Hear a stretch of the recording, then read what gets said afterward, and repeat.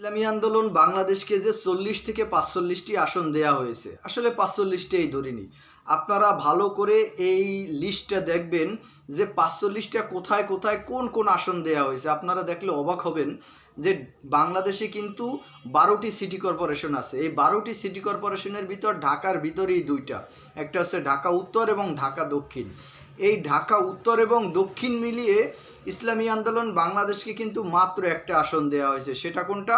অর্থাৎ চরমনার পীর সাহেবের সবচেয়ে বড় ভাই যিনি মোসাদ্দেক বিল্লাল মাদানী, তাকে। কারণ কি, যে ইসলামী আন্দোলনের সবচেয়ে জ্যেষ্ঠ নেতা হচ্ছে তিনি, সবচেয়ে মুরব্বী। তো পীর সাহেবের বড় ভাই তাকে একটা আসন ঢাকার ভিতরে না দিলে আসলে হয় না, সেই জন্য তাকে একটা আসন দেয়া হলো। ভালো করে ব্রেনটে ক্যাচ করবেন জিনিসগুলো এবং কথাগুলো। তারপর আসেন আপনার চট্টগ্রাম। চট্টগ্রামের ভিতরে চট্টগ্রামের যিনি সভাপতি মহানগরের জান্নাতুল ইসলাম, অর্থাৎ বর্তমানে ঢাকা এই চট্টগ্রাম 10 সিটি কর্পোরেশনের একেবারে ভিতরে। এখন আপনারা খেয়াল করুন যে চট্টগ্রামে আপনার 12 থেকে 13টা আসন, একটা আসনও ইসলামী আন্দোলনকে দেয়া হয় নাই। সিটি কর্পোরেশন বা তার আশেপাশে, সিটি কর্পোরেশনে তো ইসলামী আন্দোলনকে শক্তিশালী হতে দেওয়া যাবে না, এমনকি তার আশেপাশেও না। এবার আসেন সিলেট। সিলেটে আপনারা জানেন যে সিলেট নির্বাচনে, গত সিটি কর্পোরেশন নির্বাচনেও কিন্তু হাত পাখার ব্যাপক সাড়া ফেলাইছিল। ওইখানে একজন ডক্টর ছিলেন, তিনি মুরব্বী প্রবীণ ছিল, বেশ একেবারে খুব সুনামের সহিত তিনি সিটি কর্পোরেশন নির্বাচনে সম্ভবত দ্বিতীয় নাকি তৃতীয় হয়েছিলেন, বেশ ভোট পেয়েছিলেন। সেই সিলেট সিটি কর্পোরেশন বা তার আশেপাশে একটা আসন ইসলামী আন্দোলনকে দেওয়া হয়নি। এরপর আপনি আসেন রাজশাহী। রাজশাহী সিটি কর্পোরেশন নির্বাচনে ইসলামী আন্দোলন বেশ প্রভাব ফেলাইছে, সেখানে বা তার আশেপাশে একটা আসন দেওয়া হয়নি। এইবার আসেন রংপুর। রংপুরের যিনি মহানগরের সভাপতি, সম্ভবত পিয়াল ওনার নাম, ওই রংপুরে গত টার্মে সেকেন্ড হয়েছে ইসলামী আন্দোলন, এমনকি সবচেয়ে বেশি ভোট পেয়েছে রংপুর বিভাগে, যেখানে বলা হয় যে তৃতীয় চরমোনাই। অথচ সেই রংপুর সিটি কর্পোরেশনের ভিতর বা তার আশেপাশে শক্তিশালী অবস্থান যেন ইসলামী আন্দোলন তৈরি করতে না পারে ভবিষ্যতে, এজন্য তাদেরকে একটা আসনও দেওয়া হয় নাই। এইবার আসেন রাজশাহী। রাজশাহীতে দেওয়া হয় নাই। ময়মনসিংহ সিটি কর্পোরেশন বা তার আশেপাশে একটা আসনও ইসলামী আন্দোলনকে দেওয়া হয় নাই। আসেন আপনি নারায়ণগঞ্জ সিটি কর্পোরেশনে ইসলামী আন্দোলন ব্যাপক। ওখানে ইসলামী আন্দোলনের প্রচুর পরিমাণে কর্মী সমর্থক আছে এবং ভালো ভালো আপনার ক্যান্ডিডেট আছে। সেইখানে আপনার গোলাম মসি, যিনি আপনার সৌদি আরবের রাষ্ট্রদূত ছিলেন, বাংলাদেশের রাষ্ট্রদূত, তিনি সৌদি আরবে অবস্থান করেছিলেন, গোলাম মসি। চট্টগ্রাম 3, সেখানে একটা আসন দেওয়া হয়নি। চট্টগ্রাম নারায়ণগঞ্জ 3, গোলাম মসিকে দেওয়া হয় নাই। নারায়ণগঞ্জ 4, মাসুম বিল্লাহ সম্ভবত, উনিও খুব ফেমাস একজন ক্যান্ডিডেট, সেই চট্টগ্রাম সিটি কর্পোরেশন বা তার আশেপাশে একটাও দেওয়া হয়নি। কুমিল্লায় প্রায় 11টি আসন, সেখানে কিন্তু কেন্দ্রীয় লিডার আছে ইসলামী আন্দোলনের।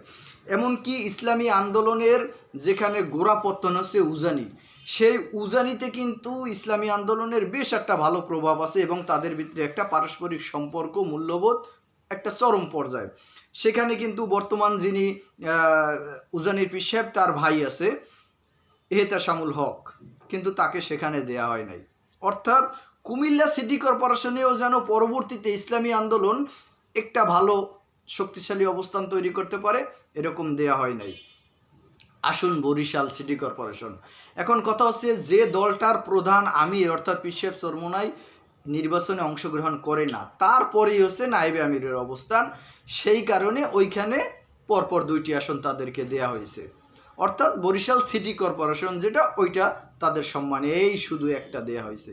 এবার আসেন খুলনা সিটি কর্পোরেশন গত টার্মে আব্দুল আউয়াল খুব ব্যাপক প্রচার প্রচারণা, এমনকি জাতীয় পার্টির লাঙ্গল মাত্র 5,000 ভোট পেয়েছে, সেখানে 40 না 64,000 ভোট পেয়েছিল ইসলামী আন্দোলন অর্থাৎ হাত পাকার। সেই খুলনা মহানগরের ভিতরে মাত্র একটা আসন দিয়েছে, তাও কে জানেন? এই ইসলামী আন্দোলনের যিনি মহাসচিব অধ্যক্ষ ইউনুস আহমেদ, তার আসনটা। অর্থাৎ বরিশাল, ঢাকার ভিতরে একটা এবং খুলনা, এছাড়া 12টা সিটি কর্পোরেশন বা সিটি কর্পোরেশনের আশেপাশের কোনো একটা ক্যান্ডিডেটকে ইসলামী আন্দোলনের কোনো আসন দেওয়া হয়নি। কোথায় দেওয়া হয়েছে জানেন?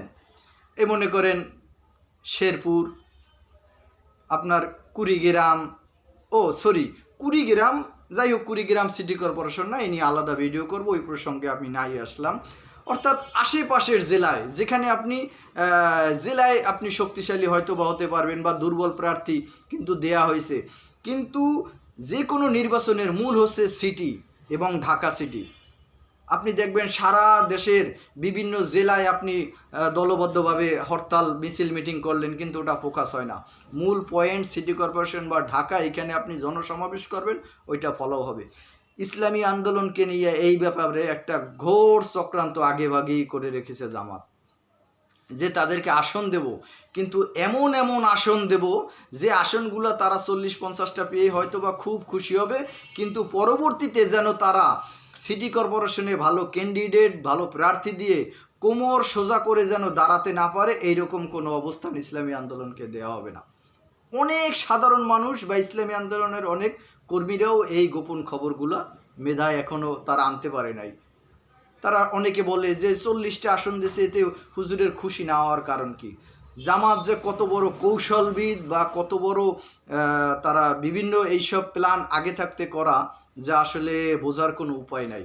তারা সূক্ষ্ম এমন একটা মাইট দিয়েছে, যে মাইটটা হচ্ছে যে ইসলামী আন্দোলনকে, বাংলাদেশকে তারা নির্বাচনে অংশগ্রহণ করাবে এবং এমন এমন আসন দেবে যে আসনগুলোতে আসলে ইসলামী আন্দোলন ওইভাবে সাকসেস হতে পারবে না, বা পরবর্তীতে সিটি কর্পোরেশনে যে তারা শক্তিশালী হইতে পারবে, এরকম কোনো শক্তিশালী অবস্থানও তাদেরকে গড়তে দেওয়া হবে না।